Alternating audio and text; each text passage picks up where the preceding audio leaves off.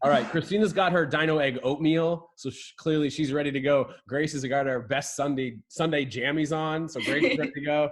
Yara's got like the Beats by Dre hardcore headphones in, she's ready to go. All right, welcome you guys. It's 12:05. Let's do this. I'm going to share my screen to get this party started the way we always do. This is it. Here's your dino bingo of the day. Again, shouts to Grace for putting this together.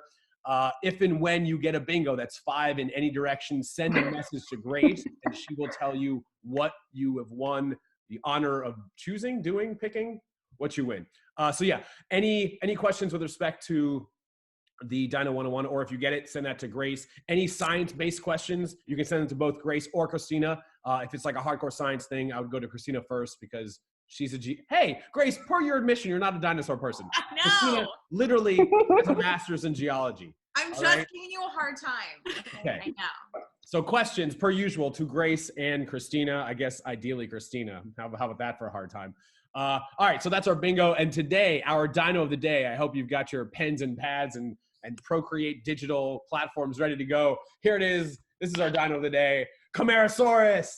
I like Camarasaurus a lot. This is a pretty, I like this drawing because you don't really see, obviously the color is speculative, but I like the like black stripes on it. The Do you know who stripes, I've never really seen that. So that's a fun iteration. I know everyone in the Zoom room, especially Christina, is a big fan of neck meat. Neck meat. We talk Oh, about wow. neck meat in Dino 101. This guy's got some real good neck meat. I just moved the chat box to reveal that neck meat. That's My good. day is made. You want to be able to see full spectrum of neck meat. Here's a small little herd of them. Cute little guys. So that's Camarasaurus. Again, for scale, you can see me waving down the bottom. So I'm excited to see your Camarasaurus entry or drawings towards the end. But obviously, most importantly, ladies and gentlemen, this is our special guest for the day, guest spurt, Yara Haridi. These are three of my favorite photos of her. So Yara, this is how you get a hold of Yara. Yara, hi. First of all, where are you zooming? I was gonna say Skyping. You're not Skyping. Where are you zooming in from? I'm zooming in from Berlin right now. So hi everybody, if I'm across the pond or whatever. But yeah, I'm in Berlin right now. So wait, why are you in Berlin? Where do you work? So I work at the Natural History Museum here, the Museum for Naturkunde, which is where I'm doing my PhD. So that's why I flew away over here. Cool. And I mean, we're going to get into all this in a minute, but just real quick, what are you actually studying? So what I'm actually studying is bone evolution. So like how our bones do what they do today and where did that come from? So obviously it actually came from like our fishy ancestors, and I'm trying to figure out really what steps bone took to be the way it is today in us. So that's kind of what I do. So you basically study like the evolution of vertebrates on Earth, specifically through their bones, and track that and see like what we can learn from that entire process. Yeah, kind of. So instead of figuring out like, hey, what does this one cool animal do in its cool habitat, it's more of like, what are the cells of the bones doing, or how does the bone heal, or why does it grow so fast in certain things? The kind of like little things that bone can do that allowed us to like, or allows organisms to like fly and dig and swim. All those things actually come down to some of the things that our bones do. Yeah. So then I assume then you actually look at a bunch of different types of animals while you're doing these studies. So many. That's why I'm always tweeting about like the weirdest things. Like the one thing I find really cool today, and everyone's like, are you studying mammals, dinosaurs? Like, what are you doing? And it's just like, I'm all over the tree all the time. So that's fun though. It's the cross discipline and you get to pick and choose very fun, cool animals to study. And speaking of very fun, cool animals that may or may not exist, Yara, are you ready to play everyone's favorite game? Is it a dino? I'm ready. I'm scared. That is one of the names. It's also called Dino or Not a Dino. It's also called Dino or Die Not. Ooh, either way, funny. whatever you want to call it, here's how this works. I'm going to read the name of 10 different animals, some of which are actual real dinosaurs, some of which we have totally made up the name. Your job is simply to say if it's a dino or not a dino. Now, if you want to like poll the audience, you can look around the Zoom room. We have some very smart people here who might give you thumbs up or thumbs down. They're usually marginally helpful. You also can ask for a spelling if you need a spelling. I'm pretty sure I'm dyslexic, so I don't think that's going to help me. But I'm ready for everyone's help. So. Okay. Well, the bar again is very low. We are shooting for 6 out of 10. 6 out of 10 is passing, D minus. All right, Yara, you ready to play? I'm ready. All right, let's dig in. Number 1, Rhinops. Oh man, that's so dumb. It might be a name. Rhinops. Not a dino. You are correct. That's a good start. 1 for 1. I'm jotting this down, so you have gotten that one right. Excellent. 1 for 1. Next, Borogovia. Borogovia. Not a dino. Wow, that actually is a dinosaur. I'm sorry. Borogovia is a dinosaur. It's all right. You're 1 for 1. Remember, you just got to get 6. I should also mention there is a theme for the not dinos. So all the names I mentioned that are not dinos, there's a theme. If you can figure that out, bonus points. If not, no worries. Next, Amazomia. Okay, let's pull the room. Yeah, look around. Guys, Amazomia. what do you think? M has no idea. Okay. All right. I'm gonna Maddie go for Go ahead. not a dino. You're going no? No. You are correct. That is not a dino. You are now 2 and 1. Next, Suchomimus. Oh, that's a dino. That's definitely done. You knew that. That's a Spinosaurus, Suchomimus, absolutely dinosaur. All right, 3 and 1. Back in the lead. Next, Archaeotames. Archaeotames. What do we think, guys? Not a dino. Jade is going no. Is that Yara final answer?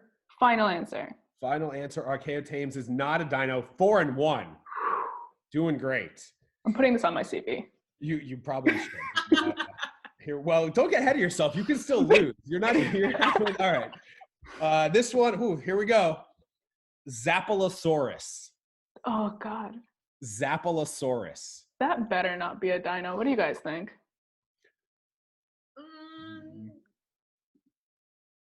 Okay, I'm gonna say not a dino. You're gonna say not a dino. I'm gonna say and I'm gonna say you are incorrect. Zapalosaurus is a What dino. is it? Yeah, Zapala saurus. I forget. No. I looked all these up. Someone looked that up in the chat. Look up what type of dino Zapalosaurus is. But it is one. All right, so you are now 4 and 2. That is 6 if I'm doing the math. Number 7, Nilonychus. Oh, that would be like a croc or something, right? So not a dino. So please. Either a dinosaur or it doesn't exist at all. But you are correct. That is not. Yeah, it's not like I'm not trying to test you if it's like, I'm not going to give you like woolly mammoth or something that's technically not a dinosaur. It's either definitely a dinosaur or totally made up. You are correct. Nilonychus is not a dinosaur. 5 right. All you need is 1 more. 5 right, 2 wrong. Pretty good names. These are. Thank you. Thank you very much. Pompadromius or Pompadromeus. Pompadromius. I feel like because you corrected yourself, it's actually a thing. It's a dino. Is it? It's a dino. It is a dinosaur. I'm not sure how you pronounce this. It's like Pompadro, Pompadro, Maeus. Pompadromeus? Yeah.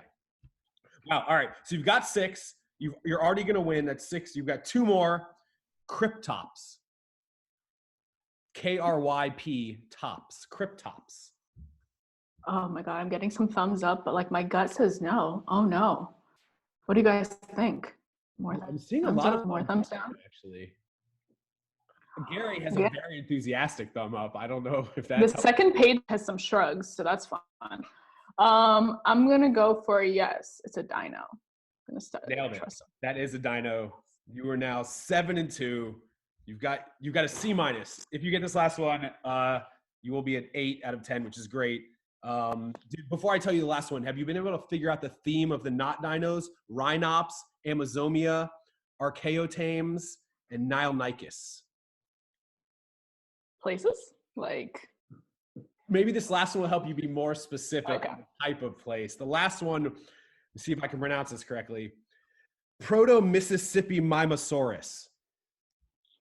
Oh man, I would say that's a dino. Right. That has to be a dino. Oh wait, I mispronounced it. Let me try that one more time. Go for it. Proto-Mississippi River Mimosaurus. There's a river in there? Really?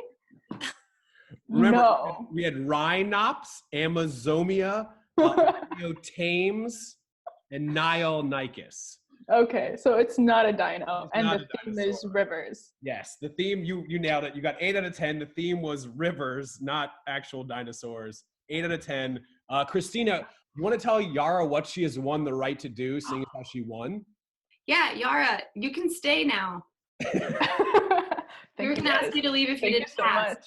But Well, I mean, who else are we going to talk to? No, of course, you get to stay, which I'm very excited about because I love bones. I love talking osteology. So you mentioned what you work, where you work, and like what you work on. You also sent me a few different images. So maybe we just start there and you kind of walk us through what these are and why you sent them. Sure. Okay. Let me share the screen here. Okay. Also, before you even get into this, I'm curious, hold on, backtrack. How did you end up in, like, why osteology specifically? Like, what was your journey? Why did you choose that? Did you kind of fall into osteology? So, no. So basically, probably unlike a lot of the kids in the room now, my parents were like, I came from like an immigrant background, and it's like you had options. You could be a pharmacist, you could be a doctor, you could be an engineer, or you can be a disgrace. So like those are your options, right? So I'm studying to like go into medical school. So I was studying anatomy, and I fell in love with like osteology and bones, and it actually seemed to me like the easiest. Like we only have like, even when we're kids, we have around 200 and some bones. We have like so many muscles, so bones were so easy to study, and that's kind of how my passion came to be. And then when I was studying for medical school, I wanted to volunteer somewhere and like get more anatomy knowledge, and one of the only places that actually taught anatomy in its basic form was a vertebrate paleontology lab.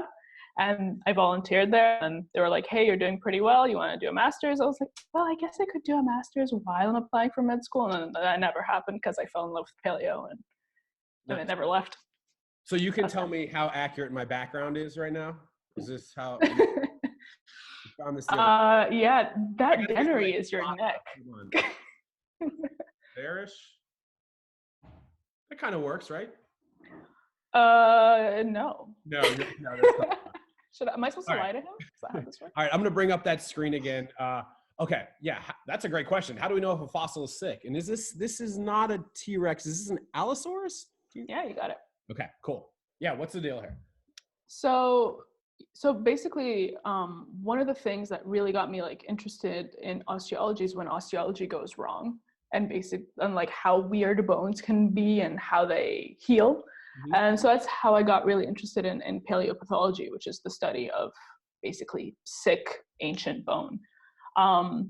So one of the very first questions that everyone always asks me, they're like, how can you tell your fossil's sick? It's not like you're going to take your dinosaur to a doctor, and it's not like even if you did, you can actually help it anyway. So why does it matter?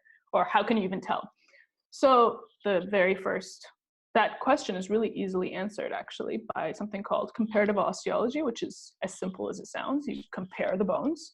You have a normal bone. So like this picture is really good because you can see some normal looking ribs and then like a rib with a big lump on it, right? And you can see how the two sides don't match up. So you can actually tell, you can even almost diagnose this animal to the point where, it probably broke its rib and it was trying to heal with something we call a callus. So if anyone here has broken an arm or a leg or anything like that, and you had to get it in a cast, that's only to stabilize the bone so they can like meet each other. So not one is this way and one is that way. Because when they're too far from each other, they don't heal properly. So you want the two bones to like actually meet. So if anyone's had a cast, that's what you get.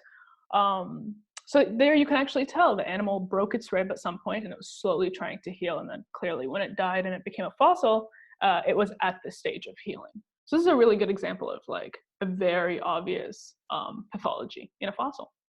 I like these too because you can tell pretty easily, well, maybe not easily, but it's interesting to be able to figure out if whatever the breakage or the injury was killed the animal or if it survived that and then the bone healed, right? And you can tell that relatively easily by looking at whether or not there's like new bone growth on some sort of pathology or injury. Also, can we just quickly define pathology? Can you define pathology? I use that a lot, and I'm not sure everyone knows what that means exactly. Yeah, absolutely. Maybe you can go to the next picture. I think I had it on there. Oh, yeah. That was a good segue. I didn't even realize I was making it. So pathology is just literally any abnormality. So if your bone has a bump, if it's broken, if it's anything away from normal, that can break, that can be a disease, that can be a developmental problem. So like it didn't grow right in the first place. Any of those fall under the big umbrella of pathology. Now, of course, you add the word paleo in front of it and it just means old. Yeah. So paleopathology is just ancient diseases, basically. And that can be as ancient as like 10,000 years ago, or some things that are like millions and millions of years ago. So that all falls under paleopathology. And what are the two that we're looking at here? So these are two that are a really fun example. So I think everybody usually knows what cancer is because either it's affected someone in the family or we just hear about it all the time. So we actually can diagnose cancer in the fossil record, which can be a big surprise to a lot of people.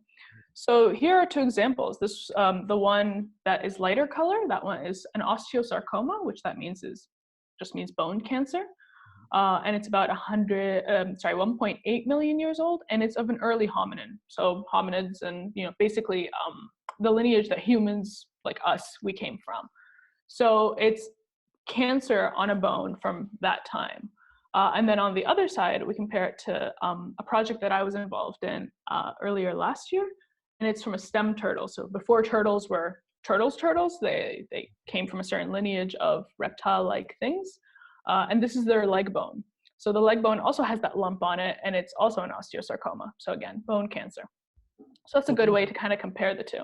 Yeah. So bone cancer has been a thing for literally millions upon millions of years. Probably as long as bones have been around. Fair. And this is so cool that you can compare those two relatively similar pathologies that are separated by 239 million years.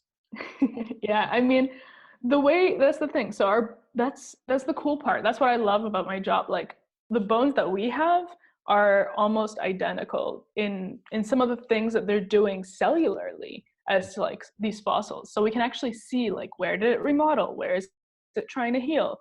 Where is it reabsorbing because of an infection or whatever? We can actually compare that one-to-one, which makes my job so much easier. Well, that brings me to another question. What happens when there's not like a point of comparison? I guess my question is like, what are some of the weirdest, can you give me an example or two of like the weirdest shaped or very different type of bone or like parts of an animal that is like very unique? Yeah, I mean, a good one that I think everyone here is going to be very familiar with is like shields on, what's it called? Sorry. Like osteoderms on Ankylosaurus, for example. Like osteoderms we have around today in crocodiles and stuff, but they're not as rugose and they don't really form the exact same horns. Those are really interesting because then you can track like how they're made. Osteoderms are actually made more like our skull bones are made rather than our limb bones. So we can compare that somewhat, but realistically, we have no exact comparison for some things. Another really good one is like a Pachycephalosaurus dome. Those things are crazy. There's so much science happening behind them. Like, is the bone expanding? Well, bone shouldn't expand. But if you look at them under like a thin section, that's how we like study bone on a cellular structure. We basically make a really, really thin section and then we look through it with light. That's how your doctor would do it. That's how paleontologists do it too. So we look at that, and that's some of the structures I've never seen in anything before. So then everyone starts to speculate, right? It's like, okay, well, is it growing this way? Is it growing that way? What is it closest to? But realistically, some things are really, really strange. And yeah, we have no point of comparison because the closest thing we have is like what? Birds? Like their physiology is also quite different, so. Right. I mean, I actually hadn't thought about that. I mean, obviously, Pachycephalosaurus skulls are really thick, like some of them up to 9 inches of bone. Like, I'm trying to think of anything alive today. Like, what is the thickest, do you know, like, the thickest bone of an extant animal? Let me think. Probably something in a whale. So whales really, so it's not just size though, but so like some auditory bones in whales can become quite thick. Because they actually add a layer every year and you can age a whale that way. But if you're thinking of just normal growth, like I'm not sure about anything, especially nothing in the skull, because having something that heavy in your skull just is quite difficult. You have nothing to that comes to mind. Neck muscles. Yeah. All right. So if you're using it for anything. One other picture. I'm not exactly sure. I think I know what this is, what skull this is. Who is this and why did you send me this one? Oh, this is a fun one. So should I actually just say what it is? Or should everyone guess? You can tell us for this one. So I think this one's a fun one because it looks like a very basic mammal skull. You can tell by the pointy teeth, it's a carnivore. It's a good way to like walk people through how you start identifying a skull. So if anyone here isn't playing my Guess the Skull game on Twitter, I definitely encourage you to do that. But here's like guessing the skull 101. So if the eyes are kind of facing forward, if it has big jaw muscles, but of course you're not going to see the muscle, you're going to see the arch where the jaw muscle will go through. If that's quite big, and if the teeth are pointy, then you're probably looking at a predator. You're probably looking at a carnivore. Now, if you're thinking, okay, I'm looking at a carnivore, here I didn't put a scale so you can't really tell how big it is, but look at that back tooth. That back tooth is huge, like absolutely gigantic. And so any back teeth on the very back that are that big are usually used for crushing. So if you were to think of an animal that really wants to crush bone, and it's a mammal, and it's probably a predator, what would you think? That's alive today. That's alive today. Yeah, do you guys have any? This is a good warm-up. This is a good warm-up for what we're going to do next. So can anyone send Grace or Christina their guesses as to whose skull this is? Martin says that could be a hyena, so does Megan. Jessica says some kind of canine. Maria says jaguar. Ooh. Jada and Catherine both saying big cat, tiger or lion. Em says fox. Rob says canine. Mm-hmm. Okay. Martin says gulo. I don't know if that's a joke or if that's a real thing. Is it with a G or a C? With a G. Okay. Eric says bobcat. We've got another hyena guess. Yasmin says Wolverine. Is that a real thing? I thought that was just a superhero. Oh my God. Wolverines are totally real and you should look them up. They're cool. Dino Fan 1 says lion, and Maria says gulo's Wolverine. Robert says bear. Oh, I love these guesses. All right, Yara. Raccoon. I love that guess. Badger says Richard.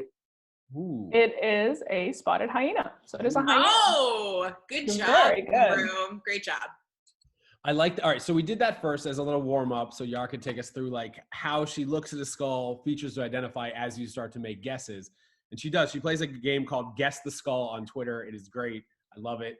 And so I figure we flip the script a little bit, and I'm going to show some pictures of 5 different. So this is like, you're getting 2 tests today, Yara. I'm going to show 5 different skulls, and I want all of you guys to make your guesses. Same thing, send them to Grace and Christina. And then maybe, Yara, you can use the guesses from the audience to come to your final guess.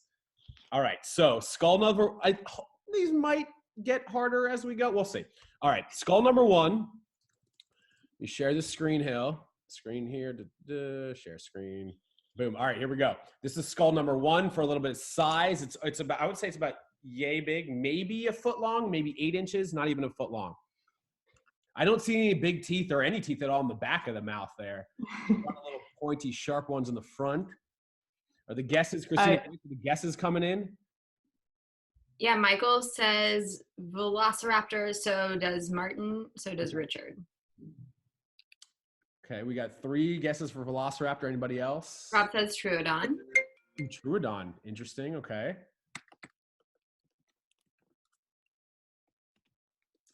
Yasmin says Plesiosaur. Jada saying Allosaur. Kanan is saying put the money on Velociraptor. All right, Yara, where are you putting the money? What do you think? I am putting the money on Velociraptor. Ding, ding, ding, ding, ding. That is correct. This is a Velociraptor skull, Velociraptor mongolensis. Way smaller than you'd imagine, right? Again, it's like not very big. It's actually, here's a T-Rex tooth. It's like the size of an entire T-Rex tooth. Velociraptor, we've talked about this, way smaller than you see the depictions in Jurassic Park. All right, that was a Velociraptor skull. Here is number 2. Maybe slightly more. I know when Yara knows it immediately because you start smiling. It's great. Worst poker face ever. What? Say that again? I have the worst poker face. Like I can't. Yeah, usually Christina's just covering an entire face with a pillow during Dino or Not a Dino, so we're familiar with bad poker faces. So I have 3 guesses already for Protoceratops. Okay. Dave, Katie, Eric, and Jada all say Protoceratops. Michael, Richard, Martin, and Rob agree. Wow. So everyone. Oh, and Gary. Oh, yes, me and Catherine and Natty. Everyone. And Dino West. Triceratop. And Dino Fan 1. Literally the entirety. That's fair. Also, I had to not wear this shirt today. I was going to say. They don't know Protoceratops by now. I don't know what they know. You guys are correct. That is Protoceratops. Yara knew. I didn't even have to ask you. All right. So we just went from two dinosaurs that we literally, you guys have seen the fighting dinosaurs fossil. We've talked about it. We have evidence of Velociraptor and Protoceratops locked in combat. Next, we're doing 5 of these. This is number 3. And then after this, we're going to go to questions because I have some. I know the group's going to have some for Yara as well. Number 3, here it is. Speaking of before, Velociraptor, no teeth in the back, only teeth in the front. Now we've flipped the script. We only got teeth in the back. Michael's saying an Edmontosaurus. Okay. So is Martin, so is Rob, and is it Dave, Katie, and Maria are saying Hadrosaur. We've got a lot more Edmonds coming in also. As people are guessing, Yara, what are you looking for? Like when you were trying to guess a skull, what are some of the features, like for this one, for instance, that you're focusing on? So, I mean, this one's not fair because I'm pretty sure it's the Canadian one. So I'm kind of familiar with it. But like you pointed out, where the teeth are. Okay. So you said there's no teeth in the front, but there is a weird shape, right? And it's that beakish looking flat spatula thing. I look for like functional things, like what is the point of an animal day to day? It's to eat, right? So I always look for teeth, and those big teeth in the back are big grinding teeth. So it's a herbivore, and then you kind of go from there. You're like, okay, well, size, that thing looks pretty big. That's kind of some of the stuff I look for, but I definitely am very teeth focused. I think this skull's like 3 to 4 feet long, like about 1 meter long, this skull, so it's much larger than the Velociraptor for sure. So we had a bunch. Any more guesses, Christina? Grace? Yeah, Em and Megan and Gary say Hadrosaur, and Dinofan 1 and Rob say it's Edmontosaurus. Okay, so I will say it is a Hadrosaur. Yara, what do you think? I thought it was Edmontosaurus as well. Wow, crushing it. I mean, you're the expert. That is Edmontosaurus. It also was found in parts of United States, not just Canada. It's named after Edmonton. All right. So yes, you're 4 for 4. Wait, 1, 2, 3. No, 3 for 3. I've lost how counting works. Next one. This is one of my favorite skulls of all time. Boom. This one, it's just mean. I love it. They're crazy. Martin and Rob and Megan and Dinofan 1 say Spinosaurus. Michael and Jada and Martin and John are all saying the same. Natty also. Are you guys sending these to both me and Grace? Yeah, come on, guys.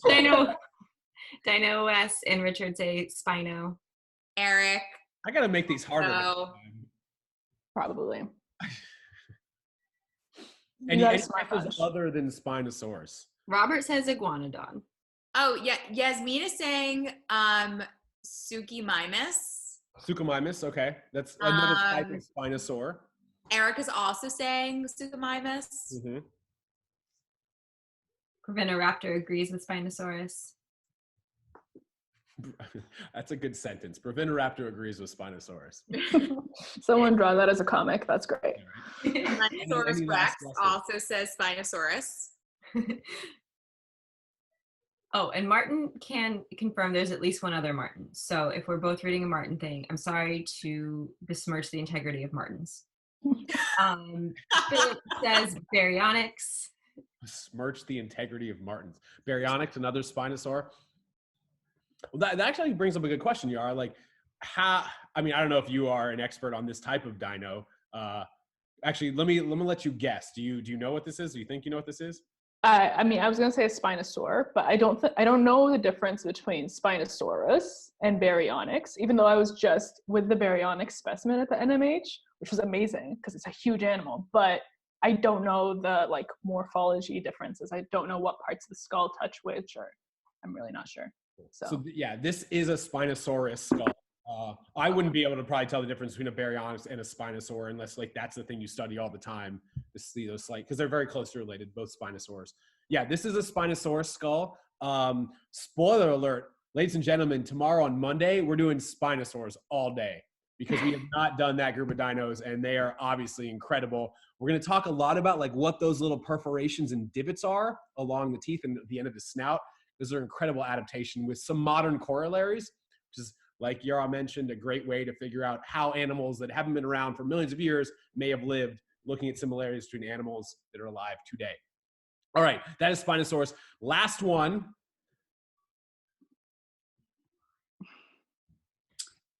Michael is saying Camarasaurus skull. Jade is saying Bronto. One interesting thing here is like this, my first thought would be this is probably an herbivore based on the teeth, but in all the other herbivores, we had teeth in the back of the mouth. This one doesn't seem to have any in the back. It's almost more like Velociraptor in that way, which I don't know, that's a little confusing for me. We have one guess of Camarasaurus. Any other guesses?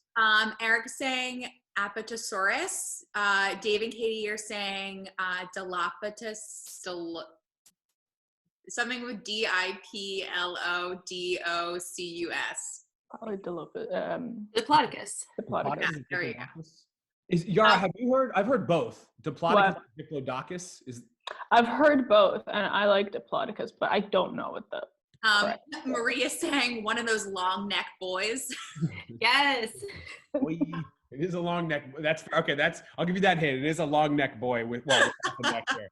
Dino West says Brachiosaurus, and then Michael, Martin, Richard, Velociraptor, Megan, and Gary think it's the dino of the day, Camarasaurus. Okay. Catherine agrees. Last hint for Yara. I'm pretty sure this particular dinosaur had some thick neck meat. So I don't know if that helps or not, but what do you think that was? I do think it is the dino of the day, Camarasaurus. Wow, 5 for 5. That is correct.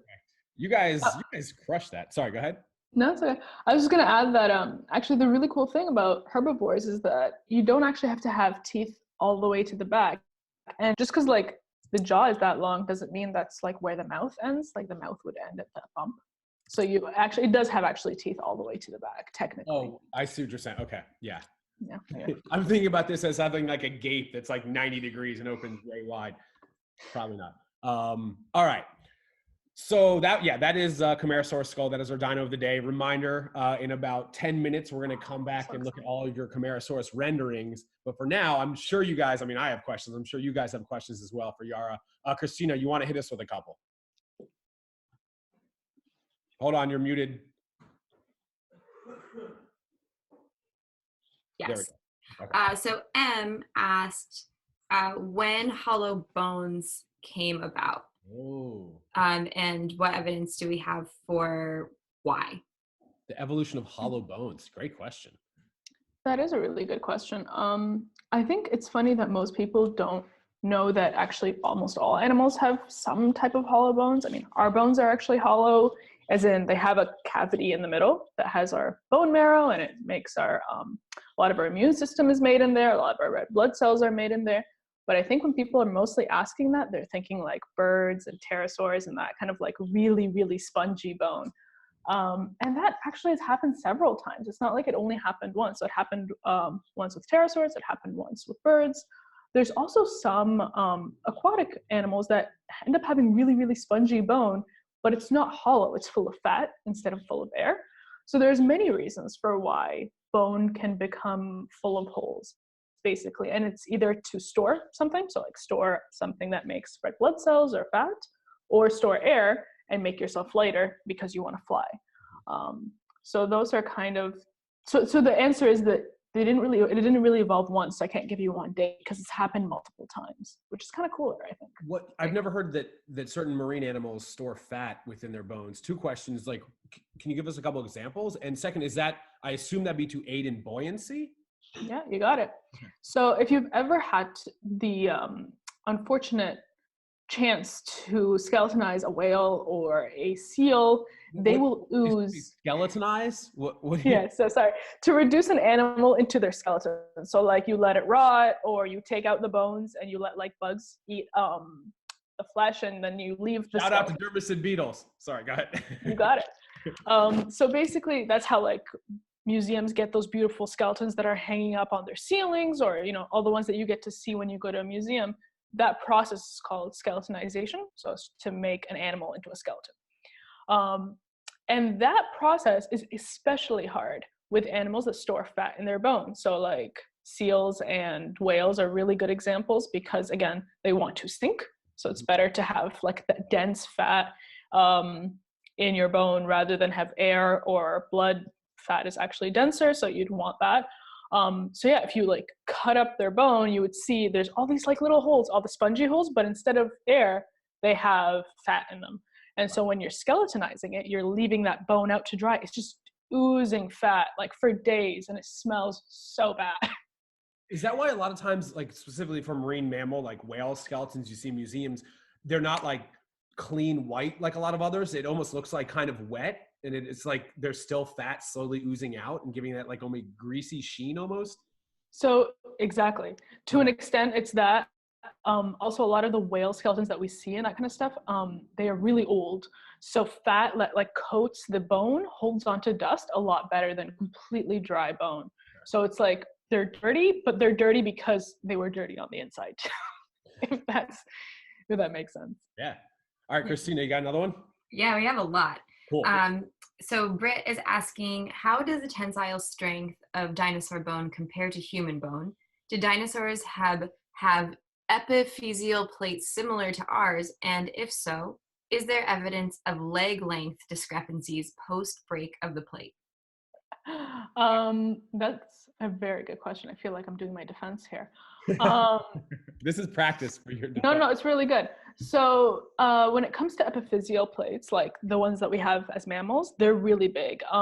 In dinosaurs, I don't think they have epiphyseal plates like that, but they do have really large, like, what's it called? Cartilage caps on the ends of their bones that kind of make up for some of that, I believe. This is not my specialty. But when it comes to tensile strength, that's a really good one. And that's really hard to tell because you don't have the real mineral content or real collagen content of dinosaur bones, right? You have a fossil, which is effectively, when you're trying to measure the tensile strength of it, you're measuring the tensile strength of rock, not of bone. So you can't really do it that way. So then we're either estimating it or we're basing it on birds. So we can't actually get a good number for anything like that, if that makes sense. Cool. And for epiphyseal plate breaks and then changes in length, that totally happens with people. Like if you are young and you break your leg and the growth plate is changed, it can ruin your growth or change your growth. But we don't actually have a record of that in dinosaurs. I don't think we know anything at Pathology that's like that. But cool question. Yeah. If you could bring back, this is from Martin. One of the Martins. Martin one. If you could bring back any dino, which one would it be? Ooh, good question. Did we learn nothing from Jurassic Park? No, I'm kidding. I didn't. That's such a good question because I am kind of selfish. I'm like, I'll answer most of my questions because then you can actually see how it grows. But I kind of want to see Ankylosaurs. I'm not gonna lie, because I just want to know if those like osteoderms wiggle when they walk. Oh, good call. Yeah. Or Stegosaurs, because also for the same reason, I want to know if those big bones are moving. Cool. Can you tell by looking at the bones whether disease killed a dinosaur or not? That's from Arik. So that's a good question. Because usually if it's a fast-acting disease, then you're not going to see enough evidence on the bone before the animal dies. So with paleopathology, you have to have enough evidence on the bone to know that the animal is sick, but clearly it had to be sick for long enough for that evidence to happen. We would have to estimate. So like, for example, I think it's a plesiosaur that has evidence of like something like tuberculosis, and we know that's deadly. But I don't think we have any evidence of a specific dinosaur that specifically died from a certain disease. I don't think we know that. Jim is wondering, are scutes like on a Stegosaurus made of bone? They are made of bone. Is a scute a type of osteoderm, or is it just a different name for osteoderm? In my world, anything that's made in the skin that's not made from cartilage first, an osteoderm. So a scute is a type of osteoderm, and all the plates that stegosaurs have are also osteoderms. They're just different shapes and have different functions, supposedly. But yeah, they're all osteoderms. Where on a stegosaurus is this scute? I can't picture it. I think they have a bunch on their neck, right? They have a bunch of little osteoderms on their neck. Little guys. Yeah, they have like a weird gular pouch. Yeah. Carolyn wants to know, are there certain bones that preserve better than others that you find more often than others? This happens a lot in archaeology when we look at faunal remains, especially in butchery sites. That's fascinating, Carolyn. Yeah, for sure. That is cool. It's always good to have archaeologists around.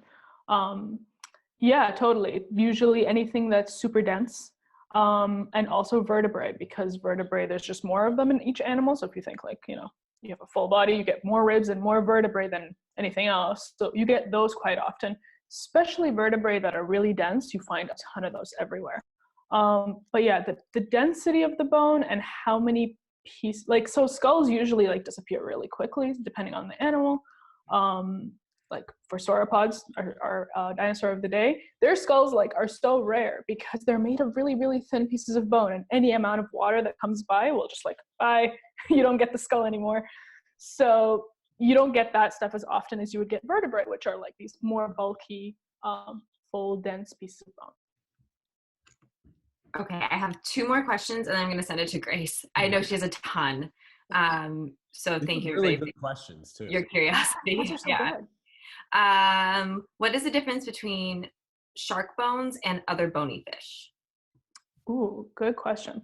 So sharks don't have, or at least modern sharks, or anything that we call like true sharks today, they don't actually have true bone anymore in most of their skeleton. The only thing that's like kind of bony that's left is at the bases of their teeth, or even when their skeleton starts to mineralize. So that's just mineralized cartilage. So our cartilage on us right now is like tips of your nose, wiggle of your ears. That's cartilage, that's soft like stuff. The ends on the like edges of that can start to mineralize. They can start putting mineral onto it, but that doesn't make it true bone. So actually most cartilaginous fish today don't make true bone. So that's quite different than our bones. And finally, from Yara, for Yara, excuse me, obviously, from Jessica, can you tell us an interesting story or an event that you figured out through paleopathology? Just a cool story about something through paleopathology. Yeah, it's not my own story, but there's been a recent publication that showed a ceratopsian with a kinked tail. And so they thought it might have been stepped on by like when it's either in a herd or walking around or whatever, that it might have actually been stepped on, because we think most animals probably weren't dragging their tails like that.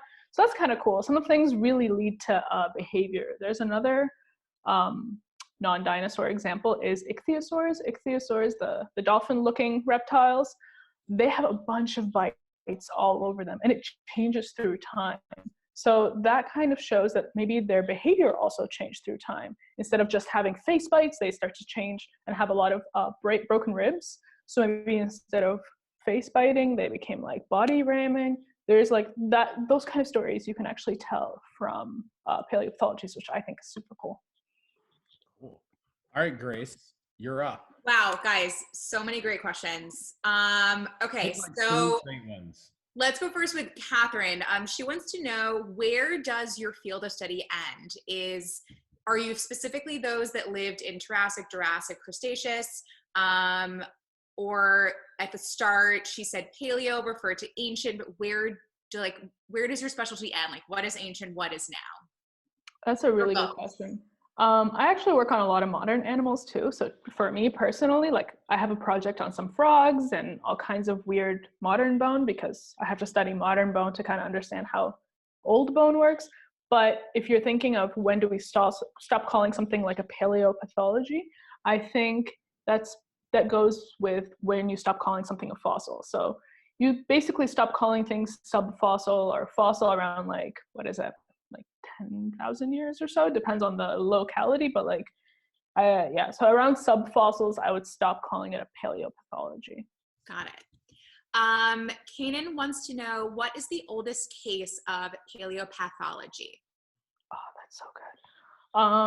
The oldest case, I think now there's some really, really early fish. Well, they're early jawless vertebrates. Our like super ancestors, think like 480 million years ago, before bone even had cells, before any of that. So there's a record of a pit in one of their head shields. So instead of fish looking like fish, they looked like really weird shielded lamprey. So just look up jawless fish and you guys will thank me later. But yeah, paleo jawless fish, they're really weird. So that's like 480 something million years ago, and it just had a weird defect in its shield, and we can't tell if it's like a bite wound or anything like that, but that's probably the earliest one. Got it. Natty wants to know, Yara, what was the first bone disease that you found or got to study? Oh, that's a good one. So when I was volunteering in the Paleo lab, I got to like pick through fossils. So basically a lot of sites, they just like do the sieving. You take a bunch of sediment and you basically sort out the fossils in mass. And then you sit there under a microscope and you just fleck out the things that you want and you keep the things that you don't want, or other way around, sorry. You would keep the things you want or whatever. And that's one of the times that I found like a little bone, literally like bust tiny, and it had a callus on it. And it was about 280 million years old, so early Permian. And I freaked out because I didn't know that would even preserve at the time. At the time, I wasn't even thinking of going into paleontology. I didn't think like, oh yeah, totally, healing would preserve, but that freaked me out. So that would be the first one. Great. Maria wants to know, why are there often large gaps between front teeth and molars in herbivores? Oh, such a good question. That gap is called a diastema. And diastema just means gap, but scientists like to give fancy names for things. And it's where the tongue sits. So if you think about like giraffes or horses or whatever, they have like a couple of front teeth and then this massive gap and then a bunch of back teeth, which looks like, you know, open real estate. Why wouldn't you put teeth there? But it's literally so your tongue can sit there. And herbivores have massive tongues because they have to manipulate the food from one side to the other into this cheek. Okay, sit back, then come back. So it's for tongues. Wild. Okay, I've got two more. Martin wants to know, did you get a sneak peek at the pathology on Tristan, the T-Rex skull? He heard, I don't know where, but he heard it's got something to do with parasites. So I think what he's referring to is the jaw, the holes in Tyrannosaur jaws. And this is actually a really cool story, and it's still kind of debated what it's exactly caused by, but all basically T-Rex specimens that are pretty old that are found have these holes in their jaw. And there's this, it's not a bacteria, I think it's a protozoan, so whatever. It's a little thing that's in water that causes an infection in birds, in modern birds today. And it leaves holes there in the jaw. So one of the theories is that maybe dinosaurs had something similar in their water supply as well. And then, you know, it develops slowly and leaves these holes in the jaw. I did take a look, but I couldn't work on the specimen because it's not available for all scientists at the museum. But yeah, it's a really cool story, and I would love to look at some available specimens. Yeah. Got it. So one last question. There are actually more coming in. You guys are killing it. So I guess if people have questions after this or we didn't get to them, I'm sure there are ways that people can be in touch with Yara. Twitter. On here. This is Yara's handle on Twitter. Yeah, so that's her on Twitter. You know, shoot your questions to her. These are so great. So Catherine wants to know, does finding cancer on such ancient life forms offer any insight into potential causes? That's such a good question. So that's usually basically what people ask me as soon as they tell them like, hey, fossil cancer, they're like, so why? Yeah.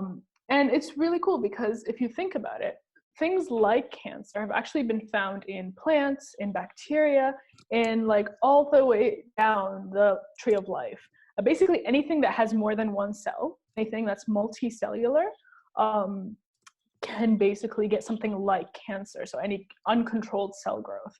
And not me, but a really cool working group did basically a thought experiment. Okay, so why would that happen? And they think that when you're living in a group, so think of anyone here that has roommates or has a family, you're living in a group, you make rules.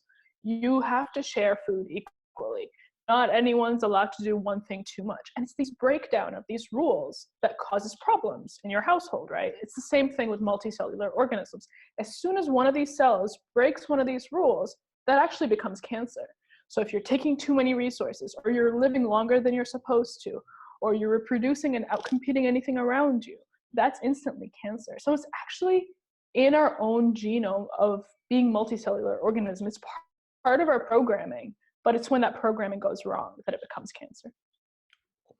Christina, I'm gonna go to Christina. She has 2 last things before we see this paleo art gallery. Okay, first of all, Dustin, would you please highlight Michael for us? He is always in here with a relevant background. We're back at the Peabody. Back at the Peabody, okay. Would you highlight Michael Partham, please? He's there. Oh, wait, no. No, it's me. Michael. All right, Michael, ask your question.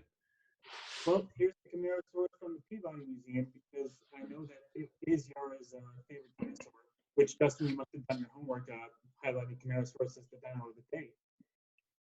I actually just wanted to ask,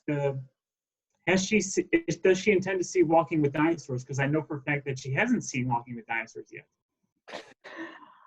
So I'm not gonna lie to you, I actually started it the other day and it's so good. Am I gonna like be a changed person?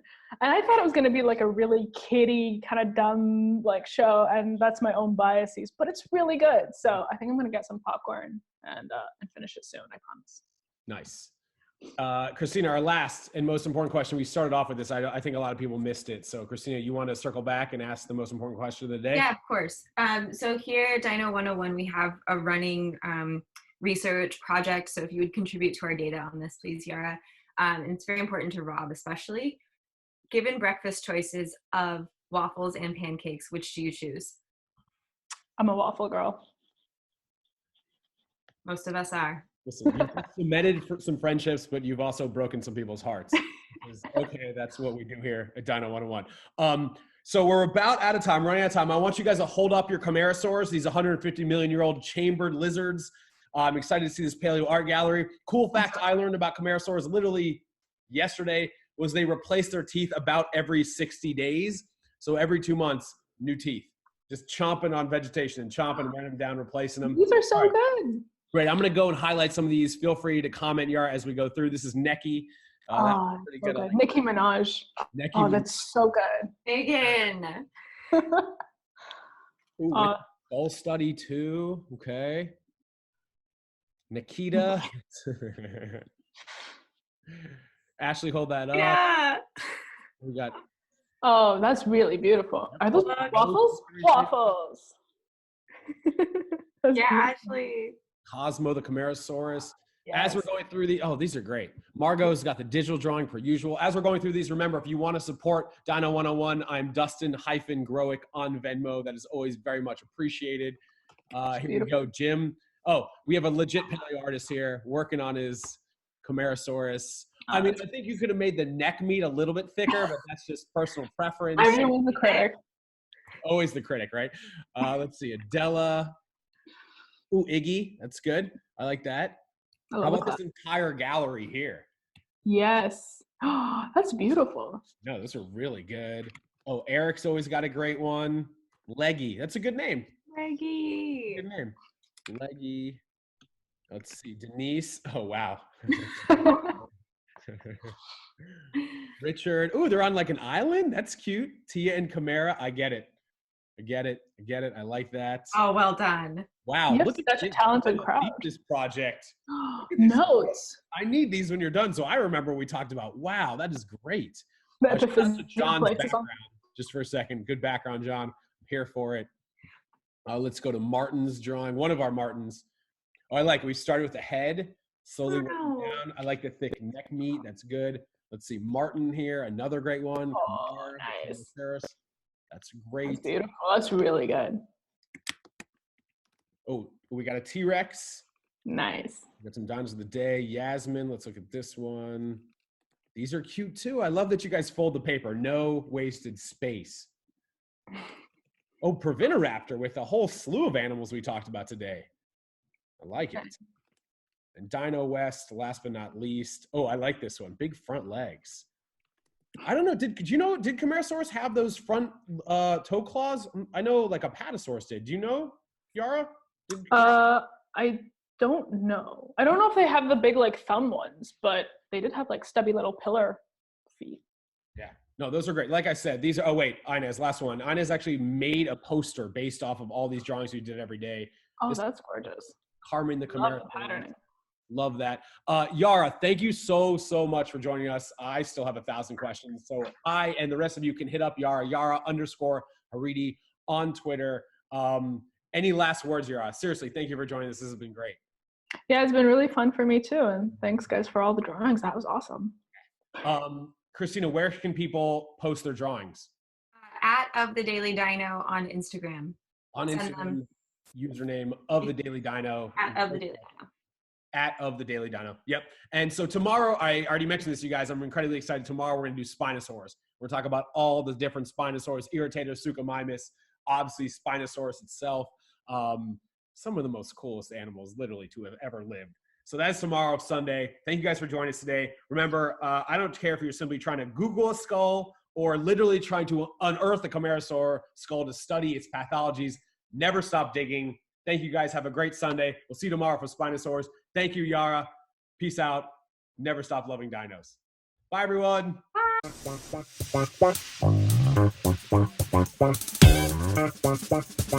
Bye.